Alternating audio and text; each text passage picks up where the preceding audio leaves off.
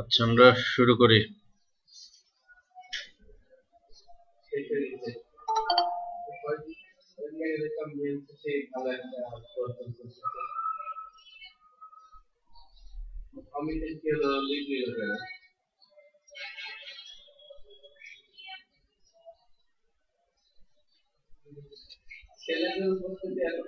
স্ক্রিনটা কি দেখতে পাচ্ছ? আচ্ছা, আমি প্রথমে ডিজিটাল কন্টেন্টটা দেখাই, দেন আমরা যে আমাদের মূল বইটা আছে টেক্সট বইটা পড়ানো শুরু করব। হ্যাঁ, তো আজকে এখন যে চিত্রটি আমরা দেখতে পাচ্ছি এই চিত্রটি কিসের একটু বলো তো শুনি।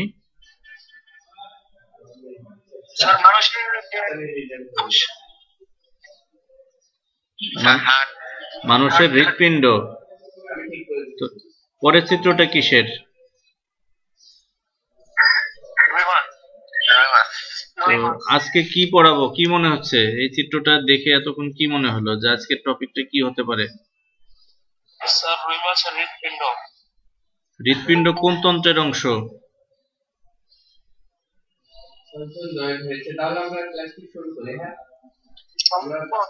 সংবহন তন্ত্র। Very good. আমরা আজকে রুই মাছের যে রক্ত সংবহন তন্ত্র রয়েছে সেই রক্ত সংবহন তন্ত্র নিয়ে আলোচনা করব, এবং পাশে দেখো একটা চিত্র দেখানো হয়েছে, ওইটাই হচ্ছে রুই মাছের হাট। তো রুই মাছের হাটের প্রকোষ্ঠ থাকে এই যে, এটা হচ্ছে রুই মাছের হাট। ঠিক আছে, তো সংজ্ঞাটা দেখো, রক্ত সংবহন তন্ত্র কাকে বলে? রক্ত, হৃৎপিণ্ড, ধমনীতন্ত্র, শিরাতন্ত্র এবং কৌশিক জালিকা নিয়ে রুই মাছের রক্ত সংবহন তন্ত্র গঠিত। এটা একটু মুখস্থ করে ফেলো যে রুই মাছের রক্ত সংবহন তন্ত্র কি কি নিয়ে গঠিত। দেখো, রক্ত, হৃৎপিণ্ড, ধমনী, শিরা, কৌশিক জালিকা, এইগুলো নিয়ে হচ্ছে রুই মাছের হৃৎপিণ্ড গঠিত। তোমাদের বইতে দেখো 96 পেজে দেয়া আছে এটা। তাহলে রক্তবাহিকা বিস্তৃত এবং হৃৎপিণ্ড দিয়ে নিয়ন্ত্রিত এই তন্ত্রের মাধ্যমে রক্ত দেহের বিভিন্ন অংশে সঞ্চালিত হয়। অর্থাৎ এই রক্ত সংবহন তন্ত্রের মাধ্যমেই কি হয় যে দেহের বিভিন্ন জায়গায় রক্ত পরিবাহিত হয়, এবং সেই রক্তের সাথে বিভিন্ন পুষ্টি উপাদান বা দেহের জন্য অন্যান্য যে প্রয়োজন উপাদানগুলি হতে পারে, অক্সিজেন হতে পারে, কার্বন ডাইঅক্সাইড বা অন্যান্য যে পুষ্টি উপাদানগুলি, সেই পুষ্টি উপাদানগুলিও কিন্তু রক্তের সাথে পরিবাহিত হয়।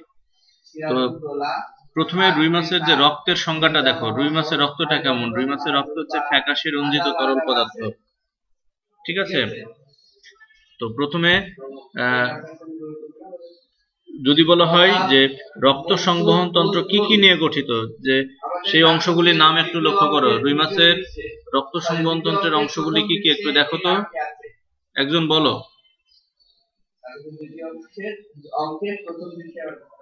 রক্ত থাকবে, হৃৎপিণ্ড থাকবে, ধমনীতন্ত্র থাকবে, শিরাতন্ত্র থাকবে, আর কি থাকবে? আর থাকবে কৌশিক জালিকা। যদি বহুপদী কোশ্চেন আসে তাহলে এগুলি বলতে হবে যে রুই মাছের রক্ত সংবহন তন্ত্র নিচের কোন কোন অংশ নিয়ে গঠিত? রক্ত, ধমনীতন্ত্র, শিরাতন্ত্র, কৌশিক জালিকা। আচ্ছা, যদি বলা হয় রুই মাছের রক্ত কেমন? রুই মাছের রক্ত হচ্ছে ফ্যাকাশে এবং রঞ্জিত তরল পদার্থ। আর এখন যে তথ্যটি তোমাদের বলবো, এই তথ্যটি খুবই ইম্পর্টেন্ট, এবং আমি নিশ্চিত যে প্রথম সাময়িক পরীক্ষা হতে যাচ্ছে যেটি, সেখানে কিন্তু আসবে এটা। সেটি হচ্ছে যে রুই মাছের হৃৎপিণ্ডকে বলে ভেনাস হৃৎপিণ্ড। এখন প্রথমে তোমার জানতে হবে ভেনাস হার্ট কাকে বলে। রুই মাছের হার্টকে বলা হয় ভেনাস হার্ট। ভেনাস শব্দটা আসছে ভেইন থেকে। ভেইন মানে হচ্ছে শিরা, এবং শিরা যে রক্তগুলি পরিবহন করে সেই রক্তগুলি হচ্ছে কার্বন ডাইঅক্সাইড সমৃদ্ধ রক্ত। হ্যাঁ, তো রুই মাছের হৃৎপিণ্ডকে বলা হচ্ছে ভেনাস হৃৎপিণ্ড। কারণ কি, এই রুই মাছের হৃৎপিণ্ড দিয়ে যে বলাই হচ্ছে যে কারণ এর বিভিন্ন অংশের মাধ্যমে কেবল কার্বন ডাইঅক্সাইড যুক্ত রক্তই পরিবাহিত হয়। তো পরীক্ষায় কোশ্চেন আসে যে রুই মাছের হৃৎপিণ্ডকে ভেনাস হৃৎপিণ্ড বলা হয় কেন? তাহলে প্রথমে বলবা যে হৃৎপিণ্ডের মাধ্যমে কেবলমাত্র কার্বন ডাই অক্সাইড সমৃদ্ধ রক্ত পরিবাহিত হয় সেই হৃৎপিণ্ডকে বলা হয় ভেনাস হৃৎপিণ্ড বা শিরা হৃৎপিণ্ড। রুই মাছের রক্ত সংবহন তন্ত্র দিয়ে যেহেতু কার্বন ডাই অক্সাইড সমৃদ্ধ রক্ত পরিবাহিত হয়, এই জন্য রুই মাছের হার্টকে বলা হয় ভেনাস হার্ট। তো রুই মাছের ধমনী তন্ত্র দেখো, রুই মাছের ধমনী তন্ত্র অ্যাফারেন্ট এবং ইফারেন্ট, দেখো অ্যাফারেন্ট এবং ইফারেন্ট ধমনী নিয়ে গঠিত। যদি বলা হয় রুই মাছের ধমনী তন্ত্র কি নিয়ে গঠিত, দেখো অ্যাফারেন্ট এবং ইফারেন্ট ধমনী নিয়ে গঠিত। সবাই মুখস্থ করো নাম দুইটা। রুই মাছের ধমনী তন্ত্র কোন ধরনের ধমনী নিয়ে গঠিত? একটা হচ্ছে অ্যাফারেন্ট ধমনী আর আরেকটি হচ্ছে কি ইফারেন্ট ধমনী। রুই মাছের ধমনী তন্ত্র দুই ধরনের ধমনী নিয়ে গঠিত, একটা হচ্ছে অ্যাফারেন্ট ধমনী আর একটি হচ্ছে ইফারেন্ট ধমনী। ঠিক আছে, এখন আমরা জানবো যে অ্যাফারেন্ট ধমনী কোনটা আর ইফারেন্ট ধমনী কোনটা। দেখো যে অ্যাফারেন্ট ব্র্যাঙ্কিয়াল ধমনী, রুই মাছের অ্যাফারেন্ট ব্র্যাঙ্কিয়াল ধমনীর সংখ্যা 4 জোড়া। কয় জোড়া? 4 জোড়া। তো দেখো 4 জোড়া কি কি?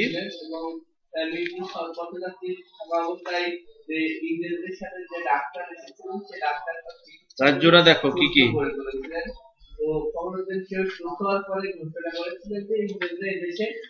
তাহলে রুই মাছের অ্যাফারেন্ট ধমনীর সংখ্যা 4 জোড়া। এই ধমনী হার্ট থেকে ফুলকায় রক্ত বহন করে। তো যদি বলা হয় যে অ্যাফারেন্ট ব্র্যাঙ্কিয়াল ধমনী কাকে বলে, যে ধমনী হার্ট থেকে ফুলকায় রক্ত বহন করে সেই ধমনীকে বলা হয় অ্যাফারেন্ট ব্র্যাঙ্কিয়াল ধমনী। সংজ্ঞাটা সবাই পড়ো। যে ধমনী কি করে হার্ট থেকে ফুলকায় রক্ত বহন করে তাকে অ্যাফারেন্ট ধমনী বলে। তো দেখো হৃৎপিণ্ডের যে নিলয় হতে অঙ্কীয় ধমনীর সৃষ্টি হয়ে এবং অঙ্কীয় ধমনীর যে সৃষ্টি হচ্ছে এবং অঙ্কীয় দিক বরাবর সামনের দিকে অগ্রসর হয়ে হাইওয়েড যে যন্ত্র রয়েছে সেই পর্যন্ত বিস্তৃত হয়। আমি বুঝতে পারছি যে এটা আপনাদের জন্য খুবই কঠিন লাগছে, আপনার এত কঠিন পড়ার দরকার নাই, আমি সহজ করে বলে দিচ্ছি। বলবা যে ধমনী হৃৎপিণ্ড থেকে ফুলকায় রক্ত বহন করে তাদেরকে বলা হয় অ্যাফারেন্ট ধমনী। অ্যাফারেন্ট ধমনীর সংখ্যা কত জোড়া? 4 জোড়া। ইফারেন্ট ব্র্যাঙ্কিয়াল ধমনী দেহের বিভিন্ন অংশ থেকে যে ধমনী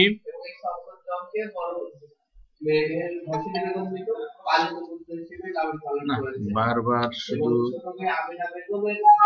পরে আসলে অসুবিধা হয়, করে শুধু শব্দ হয়। এবং এই সিরাজউদ্দৌলা যখন জন্মগ্রহণ করে তখন আলীবর্দী খাঁ, নবাব আলীবর্দী খাঁ পাটনা নামক একটা রাজ্য দখল করে নেয়। তাহলে কি বলা হচ্ছে? রুই মাছের 4 জোড়া ইফারেন্ট ব্র্যাঙ্কিয়াল ধমনী থাকে। এই ধমনীগুলি ফুলকা থেকে দেহের বিভিন্ন অংশে রক্ত বহন করে। তাহলে দুইটা ঘটনা ঘটছে দেখো। প্রথমটা বলা হচ্ছে অ্যাফারেন্ট ব্র্যাঙ্কিয়াল ধমনী, এই ধমনী কি করছে? হার্ট থেকে ফুলকায় রক্ত বহন করছে। আর আরেকটা ধমনী কি করছে? ফুলকা থেকে দেহের বিভিন্ন অংশে রক্ত বহন করছে। তাহলে যেটা হৃৎপিণ্ড থেকে রক্ত বহন করে ফুলকায় নিয়ে যায় সেটিকে বলা হচ্ছে অ্যাফারেন্ট ব্র্যাঙ্কিয়াল ধমনী। আর ফুলকায় কেন যাচ্ছে? আমরা জানি হৃৎপিণ্ডে রক্ত বহন করছে কার্বন ডাই অক্সাইড সমৃদ্ধ রক্ত। এই কার্বন ডাই অক্সাইড সমৃদ্ধ রক্ত যে ধমনীর মাধ্যমে ফুলকায় যাচ্ছে সেটা হচ্ছে অ্যাফারেন্ট ব্র্যাঙ্কিয়াল ধমনী। ফুলকায় কেন যাচ্ছে? ফুলকায় গিয়ে এই কার্বন ডাই অক্সাইড সমৃদ্ধ রক্ত অক্সিজেন সমৃদ্ধ রক্তে কি হয়? পরিণত হয়। তাহলে অক্সিজেন সমৃদ্ধ রক্ত ফুলকা থেকে দেহের বিভিন্ন অংশে যে ধমনীগুলি সরবরাহ করে সেই ধমনীগুলিকে বলা হচ্ছে ইফারেন্ট ব্র্যাঙ্কিয়াল ধমনী। এই দুইটা বোঝনি কে বলো? এই দুইটা কি বুঝছো তোমরা?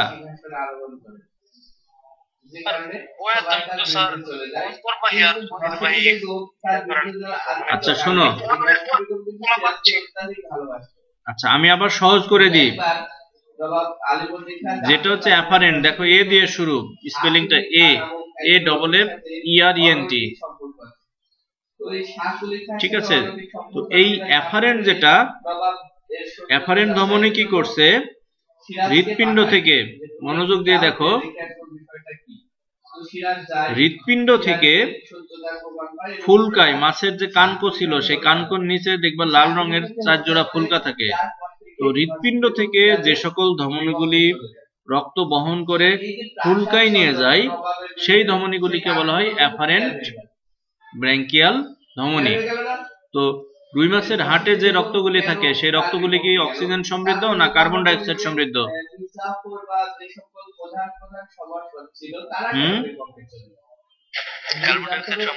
হ্যাঁ, তাহলে যদি বলা হয় অ্যাফারেন্ট ব্র্যাঙ্কিয়াল ধমনী কোন ধরনের রক্ত বহন করবে, অক্সিজেন সমৃদ্ধ না কার্বন ডাই অক্সাইড?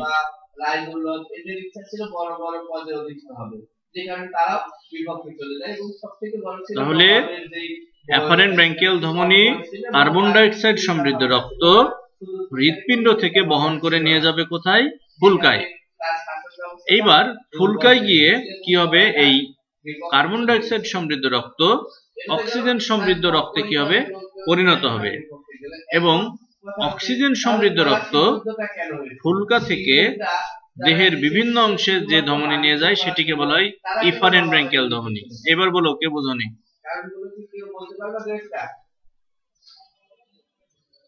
কি বুঝছো? আচ্ছা, এরপরে দেখি শিরাতন্ত্র। সিস্টেমিক শিরা এবং পোর্টাল শিরা নিয়ে রুই মাছের শিরাতন্ত্র গঠিত। যদি বলা হয় রুই মাছের শিরাতন্ত্র কি নিয়ে গঠিত, সবাই একটু বলো তো। রুই মাছের শিরাতন্ত্র গঠিত হচ্ছে কি নিয়ে, দেখো, একটা হচ্ছে কি সিস্টেমিক শিরা, আরেকটি হচ্ছে কি পোর্টাল শিরা। রুই মাছের শিরাতন্ত্রে কি কি থাকবে? সিস্টেমিক শিরা এবং পোর্টাল শিরা। এইগুলো আমরা পরে যখন ধমনীতন্ত্র এবং শিরাতন্ত্র পড়াবো তখন হচ্ছে তোমাদের ডিটেল আমি জানাবো, ঠিক আছে? তো এখন দেখো রুই মাছের হৃৎপিণ্ডের গঠন। তো প্রথমে যদি বলা হয় রুই মাছের হার্টের প্রকোষ্ঠ কয়টি, সবাই বলো। এখানে দেখে মনে হচ্ছে 3টা, আসলে রুই মাছের হার্টের প্রকোষ্ঠ হচ্ছে কয়টা? 2টা। তোমাদের বইটা বের করো, তোমাদের বইতে দেখো দেয়া আছে 96 পেজ, বের করো সবাই, 96 পেজটা বের করো। বের করছো?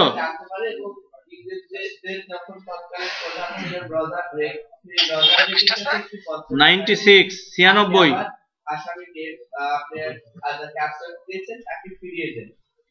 আমি এখন 96 পেজ দেখাবো এবং এখানে পড়াবো। দেখো, রুই মাছের ফুলকা দুটির পেছনে পেরিকার্ডিয়াল গহ্বর নামে এক বিশেষ ধরনের গহ্বরে হৃৎপিণ্ড অবস্থান করে। তো রুই মাছের যে ফুলকা রয়েছে সেই ফুলকার পেছনে গহ্বর থাকে একটা, সেই গহ্বরকে বলা হয় পেরিকার্ডিয়াল গহ্বর। রুই মাছের ফুলকার পেছনে কি থাকে? একটি গহ্বর থাকে, যে গহ্বরকে বলা হয় পেরিকার্ডিয়াল গহ্বর। এবং সেই পেরিকার্ডিয়াল গহ্বরের মধ্যে রুই মাছের যে হার্ট, সেই হার্টটা অবস্থান করে।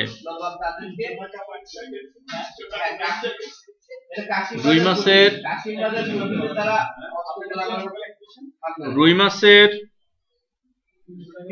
হৃৎপিণ্ড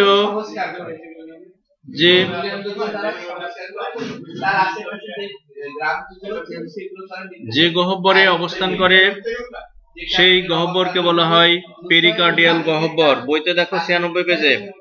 এবং হৃৎপিণ্ড, এই যে হৃৎপিণ্ড যে আবরণ দ্বারা আবৃত থাকে সেই আবরণকে বলা হয় পেরিকার্ডিয়াম। কি বলে? পেরিকার্ডিয়াম। হ্যাঁ, তো আমরা দেখি রুই মাছের হার্ট সম্পর্কে কিছু তথ্য দেখে নিই। রুই মাছের এই হার্টের, এটা হচ্ছে এই যে আবার এখন পরে আসে, পরে এসে তো খুব মুশকিল করে দেয় সব।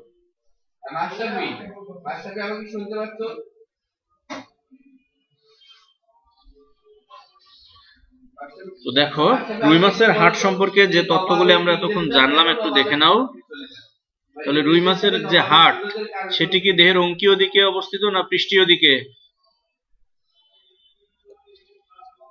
দেখো এই যে হাট আমরা কিন্তু দেখতে পাচ্ছি রুই মাছের অঙ্কীয় দিকে, দেহের অঙ্কীয় দিকে কিন্তু দেখো এই যে বৃত্তের মধ্যে দেখো হাট অঙ্কীয় দিকে অবস্থান করে। আচ্ছা রুই মাছের হাটে যদি বলা হয় প্রকোষ্ঠ কয়টি? দুইটি। মানুষের কয়টি? চারটি। আচ্ছা তাহলে রুই মাছের হাটের একটি অলিন্দ থাকে, একটি নিলয় থাকে, আর মানুষের দুইটা অলিন্দ দুইটা নিলয় থাকে। আচ্ছা শিরা প্রসারিত হয়ে সাইনাস ভেনোসাস গঠন করে। শিরা প্রসারিত হয়ে কি গঠন করছে? Sinus venosus. এই যে দেখো শিরাটা যখন প্রসারিত হয়ে দেখো একটি বাল্বের মতো গঠন করছে, একটা প্রসারিত অংশ গঠন করছে, সেই প্রসারিত অংশকে বলা হচ্ছে সাইনাস ভেনোসাস। দেখো শিরা প্রসারিত হয়ে সাইনাস ভেনোসাস গঠন করে এবং এই সাইনাস ভেনোসাসের মাধ্যমে কার্বন ডাই অক্সাইড যুক্ত রক্ত হার্টে প্রবেশ করে। অর্থাৎ হার্ট থেকে শিরার মাধ্যমে প্রথমে রক্তটা চলে আসবে সাইনাস ভেনোসাসে, সাইনাস ভেনোসাস থেকে রক্তটা কার্বন ডাই অক্সাইড সমৃদ্ধ রক্ত কোথায় প্রবেশ করবে? হৃৎপিণ্ডে প্রবেশ করবে। তারপরে কি দেখো সাইনাস ভেনোসাস দেখো অলিন্দের সাথে যুক্ত থাকে। তুমি নিচের যে চিত্রটা দেখো, প্রথমে যে উপপ্রকোষ্ঠ দেখানো হচ্ছে সেটাকে বলা হচ্ছে কি? Sinus venosus. এবং সাইনাস ভেনোসাস আবার যার সাথে যুক্ত থাকে দেখো তাকে বলা হচ্ছে কি? অলিন্দ, অ্যাট্রিয়াম। তাহলে সাইনাস ভেনোসাস যদি বলা হয় কার সাথে যুক্ত থাকে? অলিন্দের সাথে না নিলয়ের সাথে?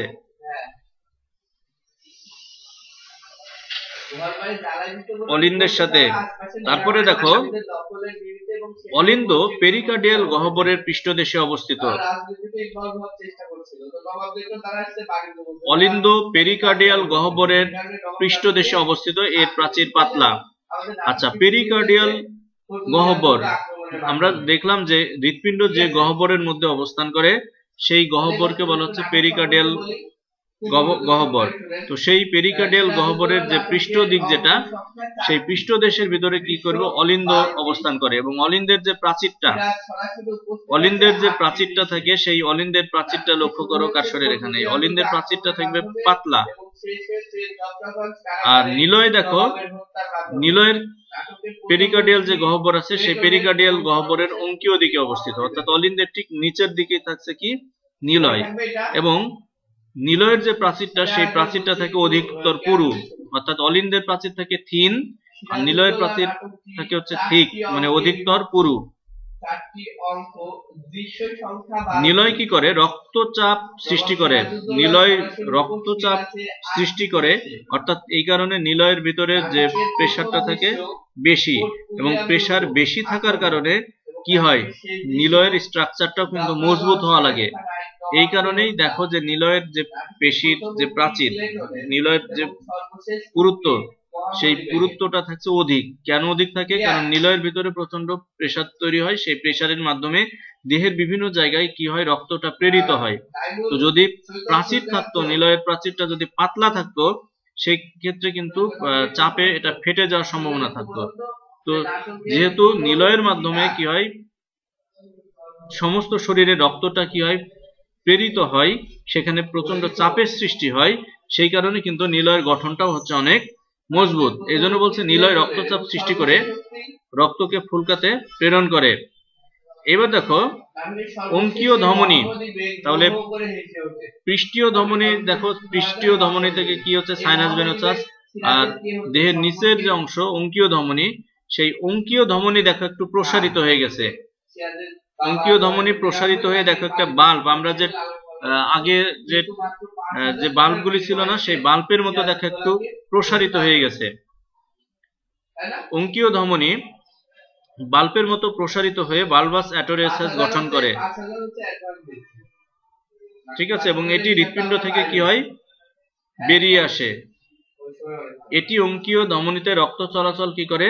নিয়ন্ত্রণ করে। অর্থাৎ রুই মাছের যে পৃষ্ঠীয় দিক দেখো, এই যে দেখো হৃৎপিণ্ডটা কোন দিকে অবস্থিত? হৃৎপিণ্ডটা দেখো দেহের অঙ্কীয় দিকে অবস্থিত। তো হৃৎপিণ্ডের যে পৃষ্ঠ দিকে যে প্রকোষ্ঠটা থাকছে সেই প্রকোষ্ঠকে বলা হচ্ছে সাইনাস ভেনোসাস। আর সাইনাস ভেনোসাস কার সাথে যুক্ত থাকছে? অলিন্দের সাথে যুক্ত থাকছে। আর অলিন্দ থাকছে পৃষ্ঠ দিকে। আচ্ছা, অলিন্দর যে প্রাচীরটা দেখো, অলিন্দের প্রাচীরটা থাকছে পাতলা। আর অলিন্দ আবার কার সাথে যুক্ত থাকছে? দেখো ঠিক তার নিচেই বড় প্রকোষ্ঠ, যেটা অলিন্দ যুক্ত থাকছে নিলয়ের সাথে। ঠিক আছে, নিলয়ের প্রাচীরটা অধিকতর পুরু। আর নিলয়ের দেখো, নিলয়ের সাথে আবার বাল্বের মতো প্রসারিত একটা অংশ যুক্ত থাকছে, যেটাকে বলা হচ্ছে বালবাস অ্যাটোরিয়াসাস। এবং এই বালবাস অ্যাটোরিয়াসাস কোথা থেকে বের হচ্ছে?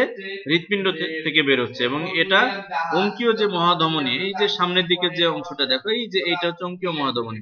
তাহলে এই অঙ্কীয় মহাধমনীতে কি করছে? রক্ত চলাচলটা এই নিয়ন্ত্রণ করছে। এখন যেটুকু পড়ানো হলো এটুকু বুঝতে অসুবিধা আছে কার? বলো। এটা কি বুঝছো যেটুকু পড়ানো হলো? ঠিক আছে, তাহলে আমরা আলোচনা শুরু করি। তাহলে প্রথম যে দৃশ্যটা আমরা সবাই রেসপন্স করতে হবে তো। আচ্ছা, এবার তোমাদের বইটা বের করো, আমি বইটা পড়াই দিই। পেজ নাম্বার 96 দেখো। পেরিকার্ডিয়াম নামক আবরণে হৃৎপিণ্ড আবৃত থাকে। অন্যান্য মাছের মতো রুই মাছের হৃৎপিণ্ড দুই প্রকোষ্ঠ বিশিষ্ট। আমরা বললাম একটি অলিন্দ আর একটি কি থাকবে? নিলয় থাকবে।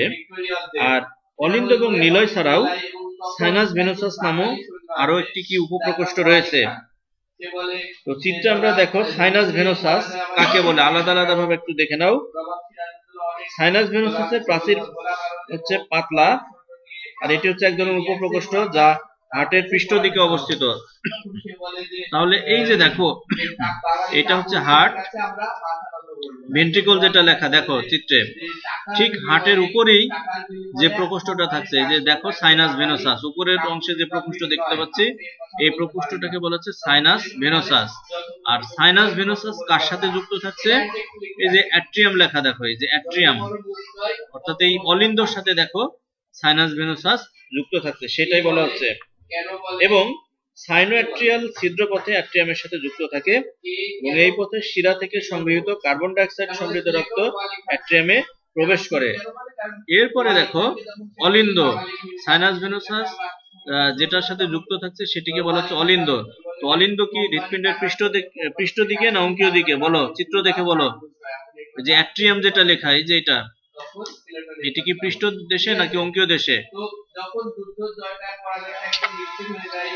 হ্যাঁ, অলিন্দ বা অ্যাট্রিয়াম থাকবে পৃষ্ঠ দেশে। দেখো, পেরিকার্ডিয়াল গহ্বরের সম্মুখ পৃষ্ঠভাগে অবস্থিত পাতলা প্রাচীর বিশিষ্ট বৃহত্তম প্রকোষ্ঠ হচ্ছে অ্যাট্রিয়াম। এটি একদিকে সাইনাস ভেনোসাস এবং অন্যদিকে কি ভেন্ট্রিকলের সাথে যুক্ত। তাহলে তোমরা যে আমি একটু দেখাই এখানে, খেয়াল করো, এই যে এই জায়গাটা খেয়াল করো, অলিন্দ দেখো, এইটা হচ্ছে অলিন্দ। সরি, এটা একটু মুছে দিই। দেখো, আমি অলিন্দটা তোমাদের দেখাই। এই যে এখানে যে এই ছোট প্রকোষ্ঠটা দেখছো, এই প্রকোষ্ঠটা হচ্ছে অলিন্দ। তাহলে অলিন্দের দেখো এক প্রান্ত যুক্ত থাকছে কার সাথে? এক প্রান্ত যুক্ত থাকে সাইনাস ভেনোসাসের সাথে। আর অন্য যে প্রান্তটা, সেই অন্য প্রান্তটা আবার যুক্ত থাকছে কি? এই যে ভেন্ট্রিকল বা নিলয়ের সাথে। কি বুঝছো? এরপর যদি বলা হয় অলিন্দ কোন দিকে থাকছে, দেখো হার্ট যে থাকছে সেই হার্টের উপরের দিকে, অর্থাৎ হার্টের পৃষ্ঠ দিকে থাকছে কি? সাইনাস ভেনোসাস এবং অলিন্দ। আর হার্টের ঠিক নিচের দিকের অংশে থাকছে কি? বালবাস আর্টেরিয়াসাস। তো এটাই বলছে। এরপর ভেন্ট্রিকল দেখো, এটি হৃৎপিণ্ডের সর্বশেষ প্রকোষ্ঠ এবং পেরিকার্ডিয়াল গহ্বরের অঙ্কীয় দিকে অবস্থিত। এবং কি বলছে? এই প্রকোষ্ঠের প্রাচীর পুরু এবং মাংসল হয়ে সামনের দিকে বালবাস আর্টেরিয়াসে উন্মুক্ত। তাহলে এই যে এখানে যে প্রসারিত যে অংশটা দেখছো, এখানে লেখা কোনাস আর্টেরিয়াসাস, আসলে এই কোনাস আর্টেরিয়াসাস এটাই হচ্ছে বালবাস আর্টেরিয়াসাস। তো বালবাস আর্টেরিয়াসাস দেখো, রুই মাছের হৃৎপিণ্ডে কোনো কোনাস আর্টেরিয়াসাস নেই, তার পরিবর্তে বালবাস আর্টেরিয়াস নামক গঠন দেখা যায়, যা মূলত ভেন্ট্রাল এওর্টার স্ফীত গোড়ার অংশ। এই যে অঙ্কীয় যে মহাধমনী দেখছো, এই অঙ্কীয় মহাধমনী কি হচ্ছে? এইটা কি হচ্ছে? প্রসারিত হয়ে যাচ্ছে। ঠিক আছে, প্রসারিত হয়ে বাল্বের মতো যে গঠনটা তৈরি করছে সেই অংশটাকে বলা হচ্ছে কি বাল্বাস আর্টেরিওসাস। কেউ কি মানে কারো কি বোঝার কোনো অসুবিধা আছে বলো?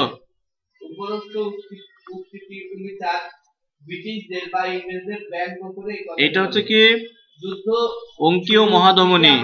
এরোটা খেয়াল করো, অঙ্কীয় মহাধমনী দেখো এই জায়গাটায় প্রসারিত হয়ে একটা বাল্বের মতো গঠন করছে এবং এই অংশটাকে বলা হচ্ছে কি বাল্বাস আর্টেরিওসাস।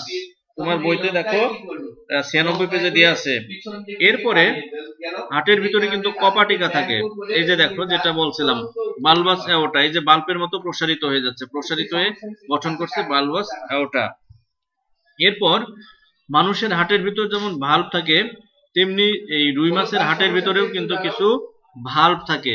সেই ভালভগুলি আমরা দেখব। কয়টা ভালভ থাকে? 3টা।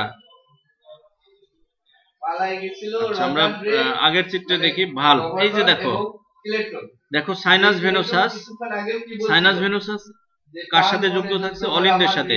তাহলে যে অলিন্দ এবং নিলয় যে জায়গায় সংযুক্ত থাকছে সেই সংযোগ স্থলে কিন্তু একটা ভালভ থাকে। এই যে দেখো এই যে একটা ভালভ, এখানে কিন্তু একটা ভালভ থাকে বা কপাটিকা থাকে যেটাকে বলা হচ্ছে সাইনো অ্যাট্রিয়াল কপাটিকা। সাইনাস ভেনোসাস আর অলিন্দের মাঝে যে কপাটিকাটা থাকছে, এই যে এখানে যে ভালভটা থাকে এই ভালভটাকে বলা হচ্ছে কি সাইনো অ্যাট্রিয়াল ভালভ। তো কি বলছে? সাইনাস ভেনোসাস এবং অ্যাট্রিয়ামের মাঝে অবস্থিত ছিদ্রপথে এই কপাটিকা থাকে। এরপরে আসলো অ্যাট্রিও ভেন্ট্রিকুলার কপাটিকা। পরের যে কপাটিকা সেটিকে বলা হচ্ছে কি অ্যাট্রিও ভেন্ট্রিকুলার কপাটিকা। অ্যাট্রিও ভেন্ট্রিকুলার কপাটিকা এটা হচ্ছে অলিন্দ। দেখো তাহলে কি বললাম? এটা হচ্ছে অলিন্দ আর এটা হচ্ছে নিলয়। তাহলে অলিন্দ এবং নিলয়ের সংযোগ স্থলে এই যে এখানে একটা কপাটিকা থাকে, এটাকে বলা হচ্ছে অ্যাট্রিও ভেন্ট্রিকুলার কপাটিকা। তাহলে অ্যাট্রিয়াম অর্থাৎ অলিন্দ এবং ভেন্ট্রিকুলের মাঝে অবস্থিত অ্যাট্রিও ভেন্ট্রিকুলার কপাটিকা। তাহলে কপাটিকা নাম্বার 1 এটা হচ্ছে 1, এটা হচ্ছে 2 আর 3 নাম্বার কপাটিকা হচ্ছে দেখো এই যে নিলয় আর এই বাল্বাস ওটা তার সংযোগ স্থলে এখানে একটা কপাটিকা থাকে। তাহলে যদি বলা হয় রুই মাছের হার্টে ভালভ থাকবে কয়টা? একজন বলো। রুই মাছের হৃৎপিণ্ডে ভালভ থাকবে কয়টি? 3টি। একটা হচ্ছে সাইনাস ভেনোসাস আর অলিন্দের সংযোগ স্থলে এই যে 1 নাম্বার দিয়ে লেখা দেখো, যেটিকে বলা হচ্ছে অ্যাট্রিও সাইনোঅ্যাট্রিয়াল কপাটিকা। তারপরে দ্বিতীয় যে কপাটিকা দেখো এই যে 2 লেখা এই যে এই জায়গাটায়, এই কপাটিকার নাম হচ্ছে কি অ্যাট্রিও ভেন্ট্রিকুলার কপাটিকা। আর সর্বশেষ কপাটিকা থাকছে কোথায়? নিলয় এবং বাল্বাস আর্টেরিওসাসের সংযোগ স্থলে, যে কপাটিকাকে বলা হচ্ছে ভেন্ট্রিকুলো বাল্বাস কপাটিকা। এখন বলো যে রুই মাছের হার্টে মোট কপাটিকা কয়টি থাকবে? এবং সে একটি পত্র নিয়ে আসে, যে পত্রে লেখা ছিল যে আপনারা রাজন বলো টাকার জন্য এসেছেন, আমিও এই দেশে টাকার জন্য এসেছি, আপনাদের 3টা। এখন যদি পরীক্ষায় এই হার্টের চিত্র দিয়ে যদি বলা হয় কোনটার নাম সাইনাস ভেনোসাস, কোনটির নাম অলিন্দ, কোনটির নাম নিলয়, কোনটি বাল্বাস আর্টেরিওসাস, এটা কি পারা যাবে? আপনাদেরকে কলকাতায় আবার আসার ফিরে আসার অনুমতি দিয়েছেন, এগুলি কি আপনারা পারবেন? সেটা মেনে নেন। তাহলে বাড়ির ছাত্রী যদি বলা হয় সাইনাস ভেনোসাস হার্টের কি পৃষ্ঠীয় দিকে থাকে না অঙ্কীয় দিকে? সাইনাস ভেনোসাস হার্টের কি পৃষ্ঠীয় দিকে থাকে নাকি অঙ্কীয় দিকে? পৃষ্ঠীয় দিকে। আর যেটা ভেন্ট্রিকল বা নিলয় থাকবে অঙ্কীয় দিকে। আচ্ছা, যদি বলা হয় বাল্বাস আর্টেরিওসাস কার সাথে যুক্ত থাকে? এটা কি অলিন্দের সাথে যুক্ত থাকে না নিলয়ের সাথে? হ্যাঁ, তাহলে নিলয়ের সাথে। বুঝে বুঝে বলবা। আচ্ছা, যদি বলা হয় যে বাল্বাস আর্টেরিওসাস গঠন করে কি পৃষ্ঠীয় মহাধমনী প্রসারিত হয়ে না অঙ্কীয় মহাধমনী প্রসারিত হয়ে? চিত্র দেখো, উপরে চিত্রটা। বাল্বাস আর্টেরিওসাস পৃষ্ঠীয় মহাধমনী প্রসারিত হয়ে তৈরি হয় না অঙ্কীয় মহাধমনী? অঙ্কীয়। আচ্ছা, যেটুকু বললাম এইটুকু কি বুঝতে কারো অসুবিধা আছে? আমি কিন্তু আজকে পড়া ছিল এই যে কি বলে সংবহন সহ, আমি কিন্তু অল্প একটু পড়াইছি জানো। এই জিনিসটা তোমার বেসিকটা ভালো থাকে। যদি এইগুলি না বুঝো পরবর্তীতে কিন্তু পড়াটা বুঝতে পারবে না। ঠিক আছে, এই কারণে আমি কিন্তু অল্প করে পড়ালাম আজকে। আচ্ছা, এখন দেখি রুই মাছের অন্তর্বাহী ধমনীর সমূহ কি কি। দেখো, বালবাস আর্টারিয়াস প্রসারিত হয়ে অঙ্কীয় ধমনী গঠন করে। এই তথ্যটা তোমার শিখে রাখতে হবে যে বালবাস আর্টারিয়াস কি গঠন করে। এই যে এইটা হচ্ছে বালবাস আর্টারিয়াস, যেটা এখানে চিত্রে লেখা কোনাস আর্টারিয়াস। তাহলে এইটা কি গঠন করছে? বালবাস আর্টারিয়াস প্রসারিত হয়ে কি করে? অঙ্কীয় মহাধমনী গঠন করছে। এবং এটা কত দূর পর্যন্ত বিস্তৃত? এদের যে মুখের ভিতরে কি থাকে? হাইওয়েড আর্চ থাকে, সেই পর্যন্ত বিস্তৃত থাকবে। তারপর যদি বলা হয় কয়টি শাখায় বিভক্ত হবে? 2টি শাখায় বিভক্ত হবে। তারপর অঙ্কীয় মহাধমনীর দুই পাশে আরো 3টি শাখা বের হয়। তো এই শাখাগুলি যথাক্রমে দ্বিতীয় থেকে চতুর্থ ফুলকাতে রক্ত বহন করে নিয়ে যাবে। তো এইগুলি হচ্ছে অন্তর্বাহী যে ধমনী, সেই ধমনীগুলি সম্পর্কে বেসিক তথ্য। এবং প্রত্যেক অ্যাফারেন্ট ধমনী মিলে কি গঠন করবে? ইফারেন্ট ধমনী গঠন করবে। কোনটা অ্যাফারেন্ট কোনটা ইফারেন্ট এইগুলি কিন্তু মনে রাখতে হবে। যদি অ্যাফারেন্ট আর ইফারেন্টের কিন্তু রক্তের গতিপথ সম্পূর্ণ ভিন্ন। তো এইগুলি যদি তুমি সব ঠিক লিখো, যদি একটু ভুল হয়ে যায় তাহলে কিন্তু সেই ক্ষেত্রে তুমি শূন্য পাবে। এই বিষয়গুলি কিন্তু খেয়াল রাখতে হবে। ঠিক আছে, নেক্সট ডেতে এই রক্ত সংবন্ধন কিভাবে ঘটে এই বিষয়গুলি ডিটেল বলবো। তো এখন যেটুকু পড়ানো হলো এইটুকুর মধ্যে কারো কোথাও অসুবিধা আছে কি বলো? যেটুকু পড়ানো হলো এটুকুর মধ্যে কারোর কি কোনো প্রবলেম আছে? এই যে এটা হচ্ছে রুই মাছের হার্ট। ঠিক আছে, তো সাইনাস ভেনোসাস আমরা বললাম। এই যে কপাটিকার কথা বললাম। দেখো যে রুই মাছে কপাটিকা থাকবে কয় ধরনের? 3 ধরনের। দেখো কি কি রুই মাছে কপাটিকা থাকে 3 ধরনের। কি কি কপাটিকা? সাইনোঅ্যাট্রিয়াল কপাটিকা। সাইনোঅ্যাট্রিয়াল কপাটিকা, সাইনো শব্দ আসছে সাইনাস ভেনোসাস থেকে। তাহলে সাইনাস ভেনোসাস এবং অলিন্দ বা অ্যাট্রিয়ামের মাঝের যে কপাটিকা সেটাই হচ্ছে সাইনোঅ্যাট্রিয়াল কপাটিকা। তাহলে অ্যাট্রিও শব্দ আসছে অ্যাট্রিয়াম বা অলিন্দ থেকে, আর ভেন্ট্রিকল থেকে আসছে ভেন্ট্রিকুলার। তাহলে অলিন্দ এবং নিলয়ের সংযোগ স্থলে যে কপাটিকা থাকছে সেটি হচ্ছে অ্যাট্রিও ভেন্ট্রিকুলার কপাটিকা। আর ভেন্ট্রিকুলো বালবাস কপাটিকা, অর্থাৎ ভেন্ট্রিকল যেটা নিলয় এবং বালবাস আর্টারিয়াসের সংযোগ স্থলে যেটা থাকছে। তাহলে প্রত্যেকটা তথ্য তোমার কিন্তু বুঝে বুঝে পড়তে হবে। এই হার্টের চিত্রটা দেখবা, দেখে দেখে পড়বা, নয়তো মনে থাকবে না।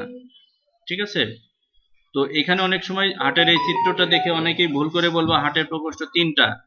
হার্টের প্রকোষ্ঠ 3টা না, আসলে হার্টের প্রকোষ্ঠ হচ্ছে 2টা। ঠিক আছে, একটা অলিন্দ একটা নিলয়। তো আজকে আমি লেকচারটা দিয়ে দেব এবং এই লেকচার থেকে কিছু এমসিকিউ থাকবে 5টা। গত দিনের মতো 5টা এমসিকিউ তোমরা অবশ্যই ফিল আপ করে মানে আমাকে পরীক্ষাটা অবশ্যই দিবা। তো তোমরা দেখলাম যে অনেক কম সংখ্যক স্টুডেন্ট পরীক্ষা দিচ্ছ, এটা ঠিক না। পরীক্ষাটা সবাই দেওয়ার চেষ্টা করবা। ঠিক আছে, আর যখনই যেখানে অসুবিধা সেটা আমাকে জানাতে হবে। ঠিক আছে, মানে অসুবিধাগুলি পেন্ডিং রাখা যাবে না। ঠিক আছে, আচ্ছা একজনকে জিজ্ঞেস করি, 1 মিনিট সময় আছে। রুই মাছের হার্টকে ভেনাস হার্ট বলা হয় কেন বলো তো? একজন কে বলবা যে রুই মাছের হার্টকে ভেনাস হার্ট বলা হয় কেন? রুই মাছের হার্টকে ভেনাস হার্ট বলা হয় কেন? ফাহিম আছো?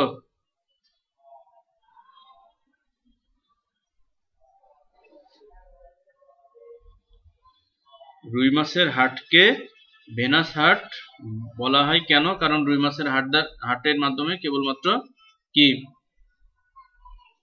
কার্বন ডাইঅক্সাইড সমৃদ্ধ রক্ত পরিবাহিত হয়, এই জন্য। তো ঠিক আছে, সবাই ভালো থাকো। আল্লাহ হাফেজ।